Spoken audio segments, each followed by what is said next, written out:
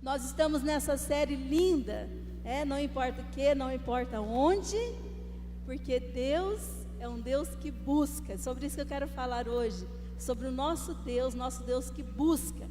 Hoje é a terceira mensagem da série, não importa o que, não importa onde, não importa, nosso Deus sempre vai buscar aquele que se perdeu.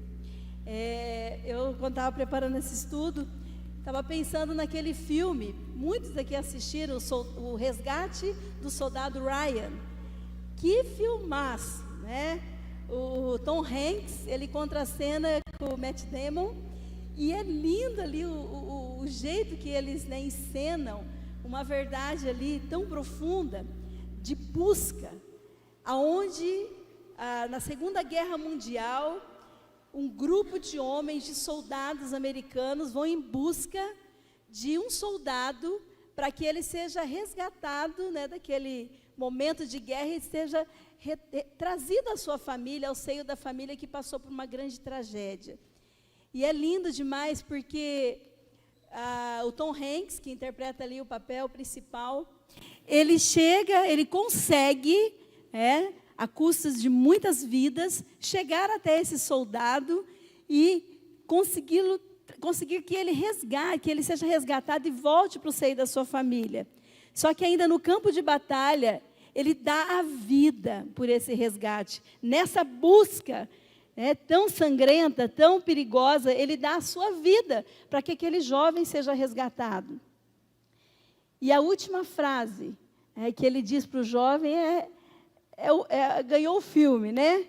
Ele diz assim: faça valer a pena. Faça valer a pena.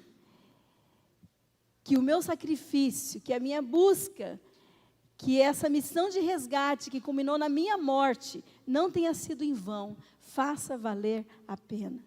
Depois tem o resto do filme ali, que eu não vou contar tudo para quem não assistiu. E quem não se emocionou, quem até não derramou lágrimas com aquele filme baseado numa história real, chamado Até o Último Homem. Até o Último Homem. Que filme de tirar o fôlego, né?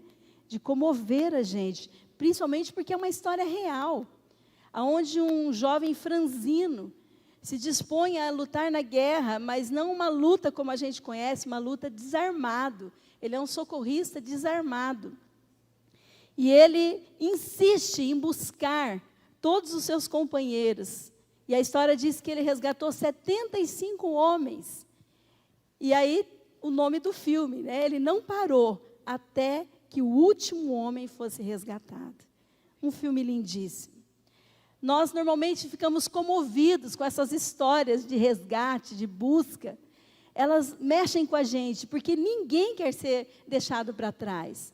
Ninguém que está numa situação de perigo, de luta, quer ser esquecido. Todas as pessoas em situações assim, elas querem ser socorridas.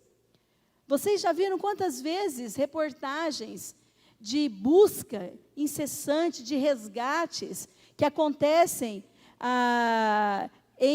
debaixo de escombros, desastres naturais, num emaranhado de ferro, de um acidente de carro ou de avião?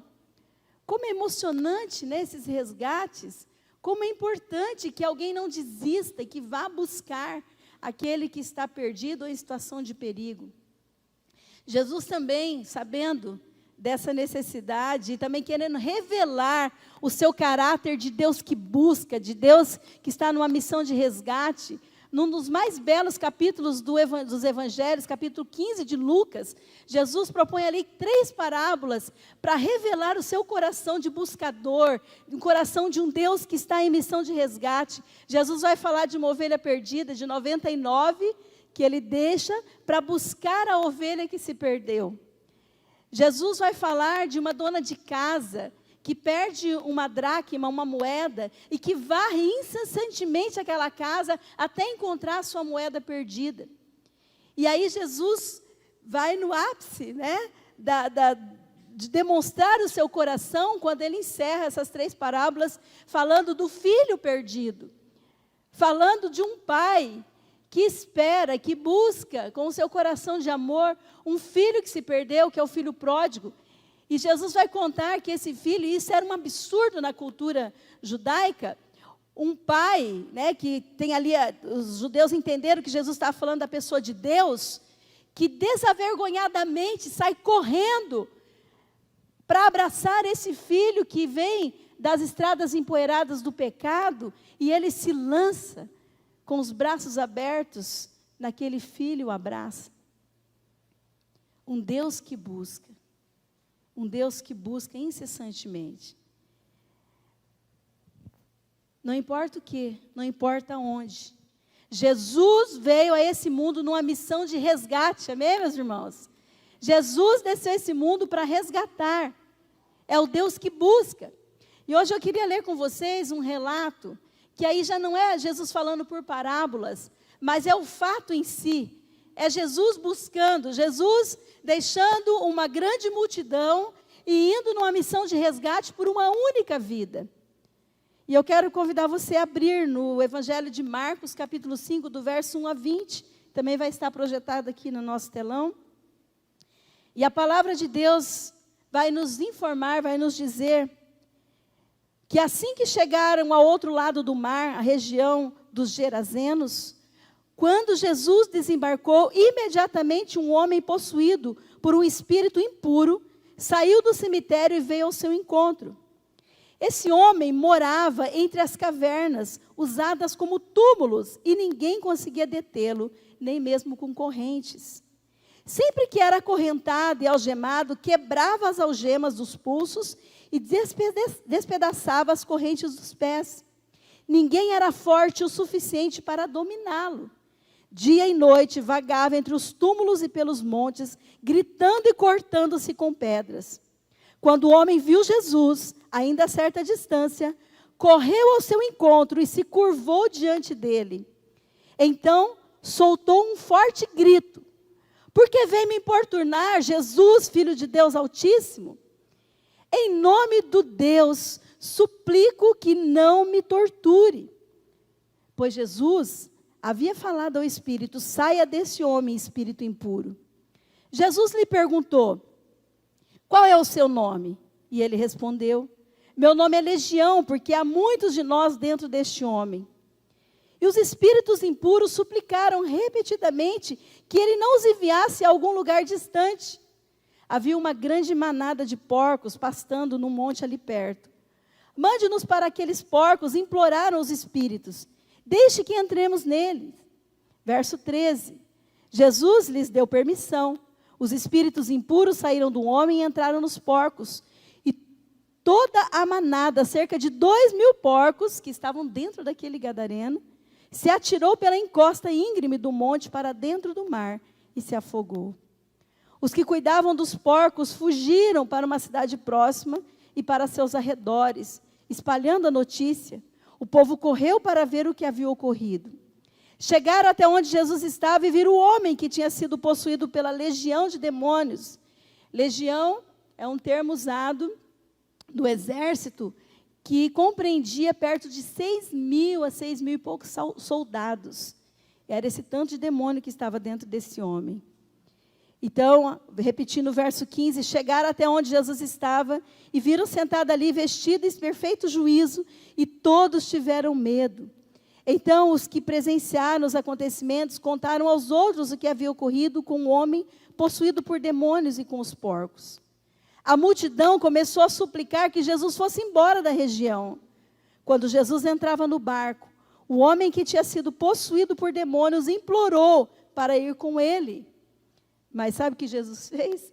Jesus não permitiu e disse, volte para a sua casa, para a sua família, e conte-lhes tudo o que o Senhor fez por você, e como Ele teve misericórdia. Então o homem partiu e começou a anunciar pela região das 10 cidades, algumas versões vão dizer Decápolis, o quanto Jesus havia feito por ele. E todos se admiravam do que ele dizia. Amém, meus irmãos? Que texto, né? Que situação. E nós estamos às portas do nosso culto do amigo. Está aqui nossa cruz, cheia de nomes.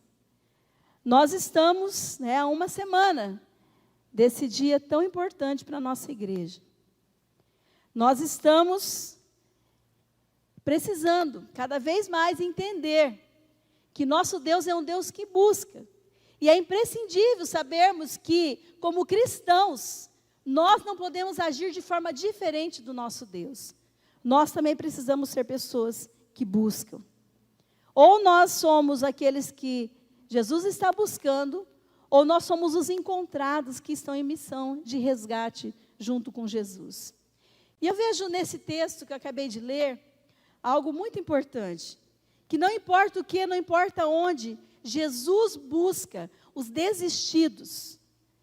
Eu fiquei pensando, quando eu pus essa palavra, me veio na cabeça, e eu fui, será que existe essa palavra? Existe sim, né? Os desistidos. Jesus busca abandonados, aqueles que foram cedidos para outros, quem sabe outros resolverem, aqueles que foram largados, já não tem mais jeito. Jesus busca os desistidos. É essa mensagem que Jesus está transmitindo, na ação que Ele mesmo tem, não é uma parábola, é verídico. Nós observamos aqui, que naquele momento, todo aquele cenário, não tinha assim muita gente, né, ali junto com Jesus, em favor daquele gadareno. A gente fala gadareno porque é a cidade de Gadara. Não existia ali, né, naquele momento, muitos familiares, a Bíblia não menciona. E é certo que esse homem tinha familiares, tinha os seus, porque quando Jesus o liberta, ele fala, não, volta aos seus, e vai proclamar para os seus. Então ele tinha família. Mas o texto que nós lemos diz que ele morava nos túmulos. E quem mora no túmulo é gente morta, não é gente viva. Então é claro que algumas pessoas provavelmente tinham desistido desse homem. Ele era um desistido. E não sei se dá para a gente julgar, porque era realmente uma situação muito difícil. Era uma situação que vocês leram aqui junto comigo, que era daquelas que a gente pode falar, vou deixar para lá, porque não tem jeito. E quantas vezes, né, a gente vê pessoas desistindo de outras. Pessoas olhando dessa forma para alguma pessoa. Às vezes pessoas que a gente nem está muito envolvido, mas a gente olha a situação e fala, não, isso aí não tem jeito. Mas a palavra de Deus hoje, irmãos, está nos dizendo que Jesus busca os desistidos. Jesus não desiste. E é interessante que a história de Jesus com esse gadareno não começa nesse capítulo 5 que a gente leu. Essa história começa no capítulo 4, no capítulo anterior. Porque Jesus está ali com uma grande multidão, e muitas coisas estão acontecendo. E no verso 35, Jesus, né, ao cair da noite, Jesus fala assim, vamos para o outro lado. Para o outro lado do mar. E no verso 36 diz que ele entrou no barco e foi. E deixou uma grande multidão. Então é ali que já começa a história de Jesus com aquele gadareno. A história de Jesus com as pessoas que estão na nossa família. A história de Jesus com as pessoas que estão no nosso trabalho, nos estudos. Elas não começam naquele momento ali que a gente está falando, ou que, né, a pessoa começa a se render. Não, Jesus já está buscando essas pessoas muito antes. Você crê nisso? Ele é o Deus que busca. O gadareno nem sabia de nada, mas Jesus estava buscando. Tanto é que depois, no verso 21, na sequência que nós paramos, a Bíblia diz que Jesus entrou no barco e voltou, e a multidão estava lá. A multidão pode esperar. Jesus quer mostrar aqui o valor de uma vida, o valor de cada vida para ele. Ele atravessa esse mar. Irmãos, e se você ler o capítulo 4, essa travessia foi à noite, debaixo de tempestade. Mas Jesus dormia no barco. É aquela famosa cena que nós já pregamos aqui. Jesus está dormindo no barco, e uma tempestade grandiosa se levanta. Os discípulos ficam apavorados e perguntam para Jesus, você não se importa que a gente morra? E Jesus se levanta e fala para o mar se acalme, para os ventos fortes se acalme, e eles se acalmam. E isso não era nada, porque Jesus estava prestes a dizer para os demônios, para aquele gadareno, se acalme, receba a paz. Jesus tem todo o poder e Ele busca. Jesus valoriza cada vida. Irmãos, nós temos que entender que a dor do desamparo, da gente desistir das pessoas, A dor de uma pessoa que percebe a indiferença de outros é uma dor quase que insuportável. É uma dor das mais terríveis que existem para o ser humano. Ela é maior que dores físicas. Tanto é que muitas vezes, jovens, adolescentes, algumas pessoas se cortam, já atendi vários casos, pessoas que se cortam, inclusive com giletes no meio da coxa, em lugares que não podem ser vistos. E às vezes dentro da família os pais nem percebem, outros amigos nem percebem, convivendo tanto tempo. Quantas pessoas que nós sabemos que para anestesiar algumas dores da alma, algumas dores de desamparo, elas vivem uma vida de autodestruição. Elas precisam de muita medicação. Elas precisam, às vezes, de um jeito para anestesiar os pensamentos e conseguir dormir. Essa dor da alma, ela é muito maior e, às vezes, fica escondida. E eu aqui não estou atribuindo culpa a ninguém, adultos são responsáveis, mas é só constatando uma realidade de que, muitas vezes, é mais fácil infligir uma dor física, porque a dor física é menor que a dor emocional, que a dor que está dentro da alma. Às vezes é melhor se anestesiar fisicamente do que suportar algumas dores que são internas. E nós precisamos entender que isso está acontecendo. Nós estamos vendo uma geração em que isso está acontecendo muito. E nós temos que entrar nessa missão com Cristo e buscar esses que estão se sentindo desistidos. Às vezes nem estão, mas nem são desistidos, nem são abandonados, desamparados, mas estão se sentindo assim. E nós precisamos nos levantar como o exército de Deus e fazer algo pelas pessoas que estão sem Cristo. Porque, irmãos, como as pessoas vão saber que elas são amadas, que Jesus não desistiu delas, que elas são importantes no reino de Deus, se nós não abrirmos os nossos lábios, se nós não fizermos nada? Quem sabe tem filhos aqui que já desistiram dos seus pais. Quem sabe tem filhos aqui pensando, ele é um peso morto dentro da nossa casa, é um alcoólatra, alguns vão falar, ele é um promíscuo, ele só pensa em trabalho. Pessoas às vezes pensando essas coisas de pessoas dentro da casa. E Deus quer abrir nossos olhos hoje, porque Ele não desistiu dessas pessoas. Mesmo que nós estamos exaustos de lutar, o nosso Deus não está. Ele não desiste de ninguém. Domingo passado nós cantamos aquela música no final da mensagem do pastor Carlos. Ele não desiste de você, Ele se importa com você, Ele compreende esse caminhar que você está vivendo, e Ele resgata, Ele transforma, Ele tem poder para isso. Uma das principais formas de nós identificarmos uma sociedade que não se importa, que desiste, é através dos rótulos que ela impõe. Quantos rótulos são colocados? Primeiro, a sociedade ela cria estímulos para a desintegração da família. Ela vai estimulando a busca pela falsa liberdade, por vícios lícitos, aparentemente. Então, é uma sociedade que estimula, que tira todos os alicerces da palavra, e quando as pessoas se veem sem chão, sem onde pisar, quando as pessoas se veem perdidas, desamparadas, aí a sociedade ela cria rótulos. Esse é bipolar, esse é hiperativo, esse tem TDAH, esse tem depressão, esse tem aquilo, esse tem aquilo outro. E aí a gente rotula e a sociedade se sente um pouco mais confortável, porque o problema é do outro.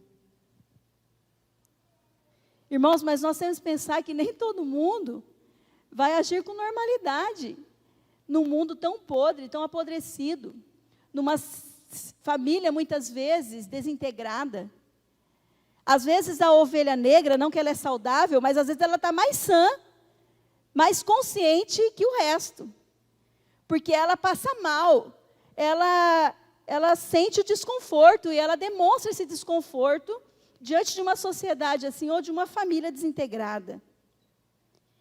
E olhando para o nosso texto, quem que está mais doido? Quem que está com mais problema? Um endemoniado? Ou uma cidade inteira, uma sociedade que chuta Jesus para fora depois do milagre que ele realiza? Quem que é o são aqui? Quem que é o consciente? Então a gente vê que muitas coisas estão invertidas. Às vezes o erro é instigado e depois ele é reprovado quando perde o controle. Tenta pôr cadeias, grilhões, quando a coisa foge do controle. A sociedade, muitas vezes, ou as famílias, ou a gente mesmo desiste de pessoas porque as alternativas humanas, elas não resolvem. Elas não são suficientes, elas são fracas mesmo. Observe o verso 3 e 4 que diz: ninguém conseguia detê-lo, nem mesmo com correntes. Sempre que era acorrentado e algemado, quebrava as algemas dos pulsos e despedaçava as correntes dos pés. Ninguém era forte o suficiente para deter esse homem, para dominá-lo. Ninguém era forte o suficiente. Já haviam tentado soluções humanas, como muitas vezes a gente faz, mas não é suficiente, porque só Cristo é suficiente para todas as pessoas. Só Cristo. Jesus o buscou, e Jesus foi forte o suficiente para resolver aquela situação. Jesus era forte, sim, suficiente para libertá-lo. Você pensou na imagem grotesca? Aquele homem nu, com pedaços de correntes no braço, grilhões nas suas pernas, nos tornozelos, morando nos sepulcros, vindo como um doido na direção de Jesus. E sabe, uma frase veio no meu coração, na minha mente, dizendo: Marinês, sabe qual é o tipo de pessoa que existe nessa humanidade para Deus? Só um tipo. Só existe um tipo de pessoa nesse mundo para Deus. O tipo que Ele ama. Só existe esse tipo de pessoa para o nosso Deus. Às vezes a gente classifica, a gente rotula, a gente nomina de várias formas, mas para o nosso Deus só existe um tipo de pessoa na humanidade, o tipo que Ele ama. O tipo que Ele ama. Ele é forte o suficiente. Jesus busca os indomáveis, os impossíveis. Jesus busca o que a sociedade não deu jeito, que os educadores, as crianças, os adolescentes, que os educadores não deram jeito. Jesus busca os que os psicólogos, a indústria farmacêutica não deu jeito. Jesus busca. Deus não tem lata do lixo nesse mundo, irmãos. Ninguém é descartável, ninguém é desistido. Todos são possíveis para o poder de Deus, porque Ele é mais forte. O texto diz: ninguém era forte o suficiente, Jesus é forte o suficiente. Nosso Deus não tem lata de lixo, irmãos, nesse mundo. Não tem lata de lixo. Esse texto bíblico mostra o valor de uma vida para Deus. Mostra o valor de cada vida para o nosso Deus. Esse texto nos revela que o nosso Deus veio e Ele está ainda em uma missão de resgate nesse mundo. E Ele quer levar os seus discípulos nesse barco com Ele. Ainda que ir atravessando tempestades nesse mar, para chegar do outro lado, para chegar até a vida desse gadareno. Jesus quer que cada um de nós entremos nesse barco com Ele. Amém, meus irmãos? Algo mais que eu vejo também nesse texto, é que não importa o que, não importa onde, Jesus busca os de mente sequestrada. Jesus busca aqueles cuja mente foram sequestradas. Esses dias estava indo para Arapongas no culto, segunda-feira no nosso culto lá, e o Sandro do lado, não sei o que a gente estava falando, uma circunstância, de uma pessoa, não sei, eu falei, parece que bateu a nave, né? E o Sandro riu tanto, né? Eu falei, cuidado com a direção. Aí ele começou a rir, porque ele não tinha escutado ainda. Eu já vi que aqui na igreja é meio comum o pessoal falar, né? Que bateu a nave, tchunai, né? E aí, trocando, né? Pelo linguajar mais antigo, é tipo, faltou um parafuso, bateu a cabeça, né? Tá parafuso solto. Eu estou brincando aqui com vocês, mas não é sobre isso que eu estou dizendo. Não é nesse sentido que eu estou falando de mente sequestrada. Porque às vezes parece cômodo, né? A gente dizer assim, nós somos os normais, né? E aqueles ali são os anormais, né? Os que bateram a nave. Esse texto está mostrando aqui que Jesus busca aqueles cuja mente foi sequestrada. Olha o verso 9. Jesus lhe perguntou, qual é o seu nome? E ele respondeu, meu nome é Legião, porque há muitos de nós dentro desse homem. Então é óbvio que a mente desse homem estava sequestrada por forças malignas. Mas o que vocês diriam de Judas?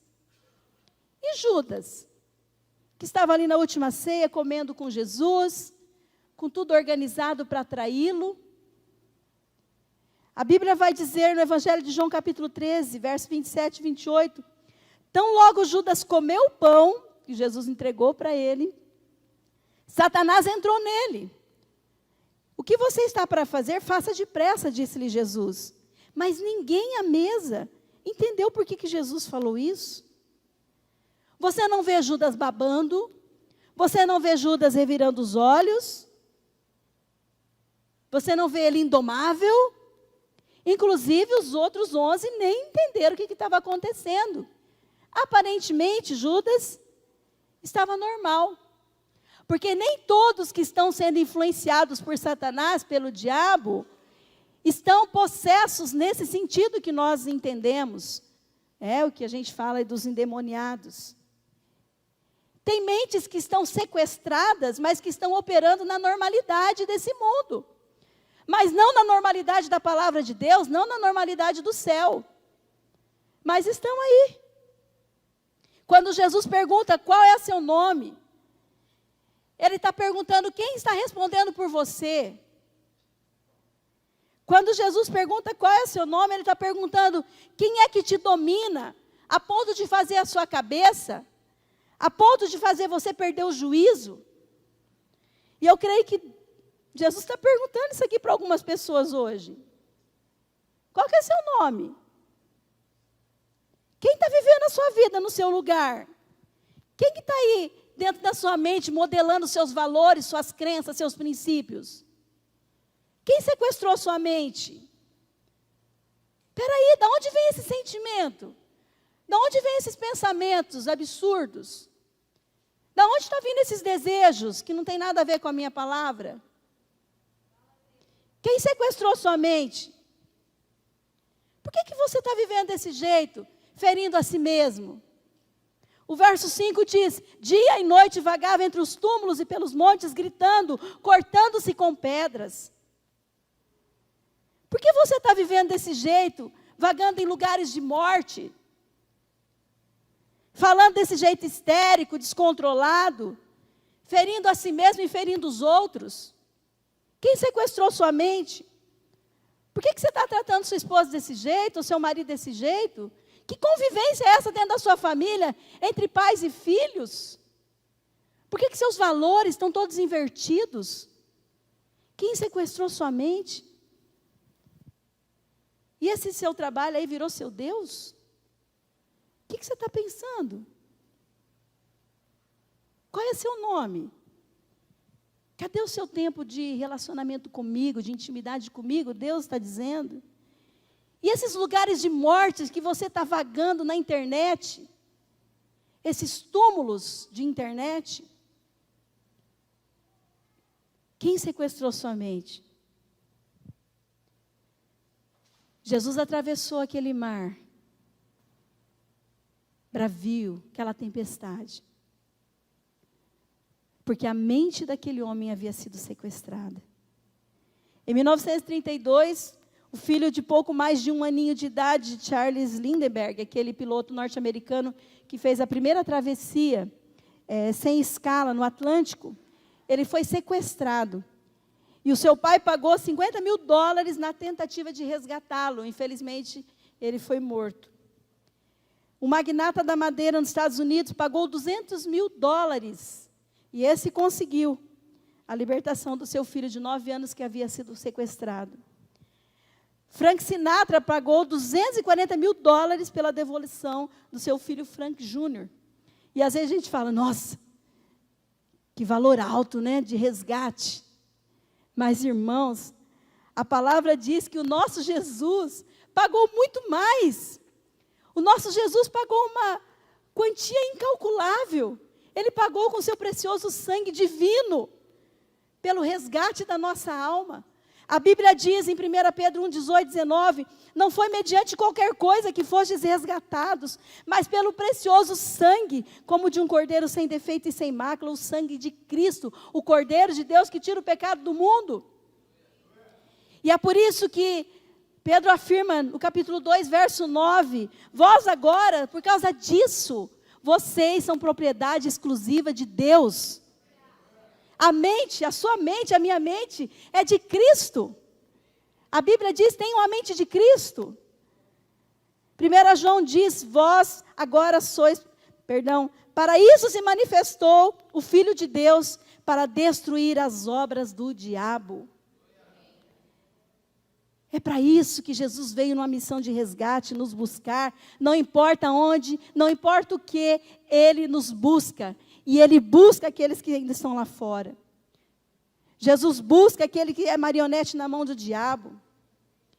E uma coisa que eu acho uma visão linda desse texto, é que Jesus, quando Ele chega, e o barco chega ali, Ele desce do barco quando Ele pisa no solo de Gadara.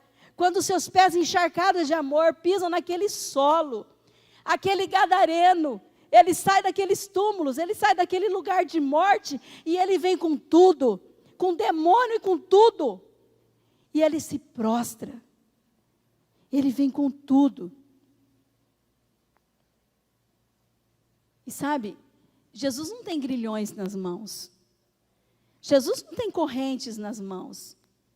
As pessoas tinham medo daquele gadareno, prendiam ele com corrente, prendiam com grilhões, mas quando Jesus pisa, Ele vem, e Jesus não tem nada nas mãos.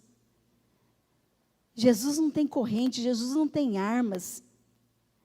Mas aquele gadareno se rende. Isso diz lá no verso 2 e 6, quando Jesus desembarcou, imediatamente um homem possuído por um espírito impuro saiu do cemitério e veio ao seu encontro. Quando o homem viu Jesus, ainda a certa distância, correu ao seu encontro e se curvou diante dele. O que os normais daquela cidade, entre aspas, né, não viram, o endemoniado, o louco, o acorrentado, o desistido, ele viu. E ele correu para Jesus com demônio e tudo. Aquele do qual se dizia, esse não tem jeito. Talvez algumas pessoas dizem, isso é a amargura da minha alma. Já derramei tantas lágrimas. Essa pessoa não tem jeito. Tem jeito sim, irmãos. Versos 14 e 15. Os que cuidavam dos porcos fugiram para uma cidade próxima, para seus arredores, espalhando a notícia. O povo correu para ver o que havia ocorrido. Chegaram até onde Jesus estava e viram um homem que tinha sido possuído. O texto já está narrando que tinha sido possuído pela legião de demônios. Porque quando Jesus chega, a história é outra. Está dizendo, estava sentado ali, vestido em perfeito juízo, e todos tiveram medo. Que é isso?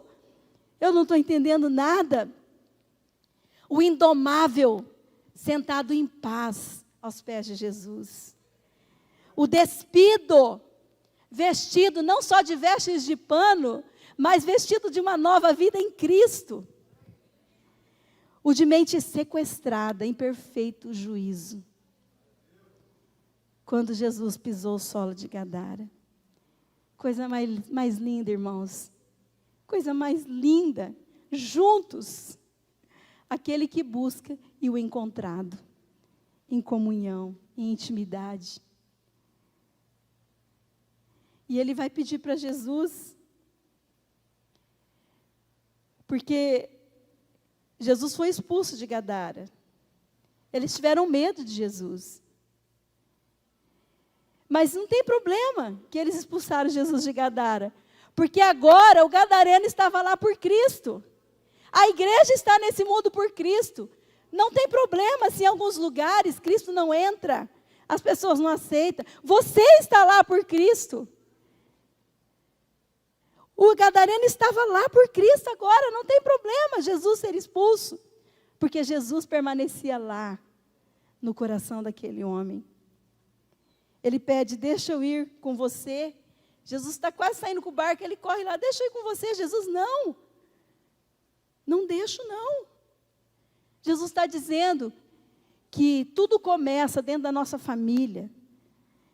Que o território, o lugar onde nós estamos em missão, é na nossa casa, nossa família, nosso trabalho, nosso amigo, nosso bairro.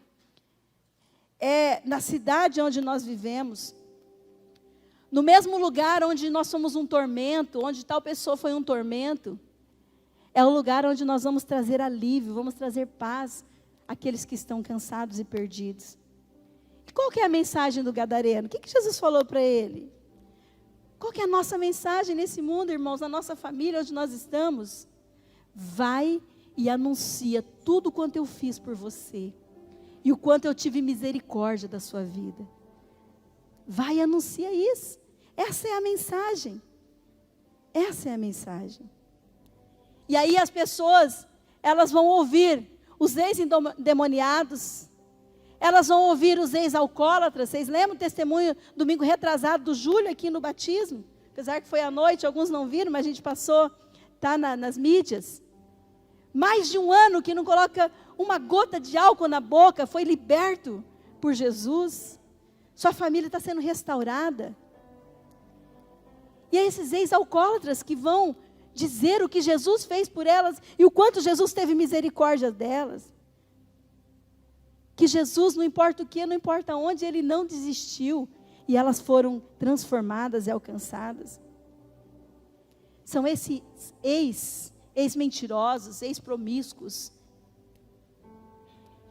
ex-gananciosos, ex-orgulhosos, ex-arrogantes. São esses que com humildade vão proclamar aí, a todo canto da cidade, o quanto Jesus fez por eles e o quanto teve misericórdia deles. É assim, irmãos, que às vezes um pai de família, ele diz, na minha empresa não entra crente não. Não vai trabalhar crente aqui na minha empresa não. Mas de repente, na outra semana, na mesa do jantar, sentado ali na mesa dele, um filho amado, que rendeu a vida a Cristo, está ali, sentado na mesa, anunciando tudo quanto Jesus fez por ele, quanto teve misericórdia dele. Nós estamos nesse mundo por Cristo. É assim que Deus busca. Ele busca através de nós. O encontrado agora entra para a equipe. Para a equipe de Jesus e sai em resgate, sai em missão de resgate. Quantas pessoas nos nossos dias, ao nosso redor, precisam ser tiradas desse lugar de morte e serem colocadas aos pés do verbo da vida, irmãos? Quantas pessoas no nosso dia precisam ser libertos dessa mente sequestrada? Esse gadareno não tinha nada atraente nele, nada. Pelo contrário, ele repelia as pessoas. Mas Jesus não viu um gadareno, um endemoniado. Jesus viu um homem limpo, antes mesmo dele ser. O que você vê quando você olha para as pessoas? Quando você olha para esses desistidos aí no mundo, esses de mente sequestrada, o que você está vendo? O que os seus olhos enxergam? Quando você olha para as pessoas? Jesus não viu um endemoniado, ele viu um ganhador de almas. Jesus viu um dos maiores evangelistas que a Bíblia narra, junto com a mulher samaritana, a mulher de moral baixa. Jesus viu um ganhador de almas. Porque esse homem não falou só para os seus. A Bíblia diz que ele anunciou em Decápolis, ou na versão que nós lemos, nas 10 cidades. Ele foi muito além. Ele evangelizou para muitas pessoas. O que você está vendo quando você ora por esses nomes que estão aqui na cruz? No final do culto a gente sempre levanta, estende as mãos, a gente ora. Você está vendo o papelzinho? É isso que você está vendo, papelzinho? Não, irmãos. Os nossos olhos da fé são olhos que buscam. Nós estamos vendo aqui ex-drogados. Nós estamos vendo aqui famílias destruídas, já restauradas. Nós estamos vendo aqui pessoas presas nas cadeias de tantos vícios, sendo libertos. Nós estamos vendo aqui mentes sujas, perdidas na pornografia, sendo transformadas, limpas, purificadas. Nós estamos vendo casamentos aqui sendo restaurados. O que os seus olhos estão vendo? Jesus atravessou aquele mar porque ele viu, por trás daquele endemoniado, tantas coisas, tantas possibilidades. O que você está vendo? Eu vejo vidas totalmente sem propósito, pessoas aí só existindo. Eu vejo essas vidas aqui sendo preenchidas por um propósito tão grande, maior que esse mundo, e fazendo coisas extraordinárias por Cristo. Eu vejo isso, irmãos. Como igreja, nós também estamos nesse barco com Jesus. Como igreja, você sabe, o pastor Carlos falou aqui na multiplicação, nós estamos espalhados nessa cidade, nos nossos GCs. Nós estamos indo com tudo, para fora dessas paredes, atravessando os mares, para chegar e colocar nosso pé em Gadara, para pisar com os pés de amor esse solo, onde pessoas estão possuídas ali por tantas coisas. Jesus nos convida você hoje, convida a mim, para que nós estejamos indo para Gadara junto com Ele. Amém, meus irmãos? Jesus está nos convidando a uma missão de resgate. Eu falei que Jesus nos convida a entrar no barco com Ele, mas eu fiz isso de propósito porque eu queria chegar nesse ponto de dizer que hoje, irmãos, não tem barco nenhum ali para a gente entrar, não. A Bíblia diz que o barco somos nós. Nós somos o barco aonde Jesus embarcou, porque somos o templo do Espírito Santo, onde Ele habita, onde Ele vive. E somos nós esse barco que vamos levar Jesus até as pessoas. Nós somos o barco aonde Jesus está. E às vezes tem tempestades dentro de nós também, tem lutas. Mas Jesus tem poder para dizer: acalma, mar bravio, acalma a tempestade, acalma o seu interior. Eu estou com você, eu estou nesse barco com você, pode ficar tranquilo. Eu estou na sua vida, pode ir para Gadara. Eu sou com você, eu vou colocar as palavras na sua boca. Eu tenho poder para dar para você orar, impor as mãos e abençoar vidas. Sabe por quê, irmãos? Porque só tem um tipo de pessoa na humanidade. É o tipo que Jesus ama. Jesus olha para esse mundo e Ele só vê um tipo de pessoa. O tipo que Ele ama. E que esse seja o nosso tipo preferido também. Feche seus olhos. Senhor, obrigado pela Tua palavra. Obrigada porque esse texto tão radical, uma história tão profunda, foi registrado nas Escrituras Sagradas. E por mais de 2000 anos ela tem sido contada, para nos desafiar, para instigar a nossa vida, para dizer que não há impossíveis para Ti, que não há pessoas desistidas, que não há pessoas que o Senhor não possa buscar. Deus, quantas vezes estão sendo dito de pessoas que Ele é mais forte, o que está acontecendo na vida dessa pessoa é mais forte, é o indomável, não tem jeito. Mas o Senhor não tem lata de lixo nesse mundo? Tem jeito sim, porque o mais forte, o mais poderoso, o nome sobre todo nome, chegou em Gadara, chegou nesse mundo, chegou na nossa vida, e Ele ao longo de tantos anos tem transformado. E o Deus que vai transformar os que virão daqui para frente, não é diferente daquele que já fez, que já provou o seu amor e o seu poder nesse mundo. Deus, ajuda-nos a nos dispor, a dizer: eis-me aqui, eu sou esse barco, onde o Senhor está, e onde o Senhor está a fé, a paz, a tranquilidade, e a convicção, a certeza, de que nós vamos chegar até o coração das outras pessoas, nós vamos chegar lá, e o milagre vai acontecer, a transformação vai acontecer. Ajuda-nos a sermos um povo mais ousado, ajuda-nos a sermos um povo mais corajoso, ajuda-nos a sermos um povo mais ativo nesse mundo, porque o Senhor está em ação o tempo todo nesse mundo. Obrigada, Jesus. Obrigado pela tua palavra e pelo teu amor por nós.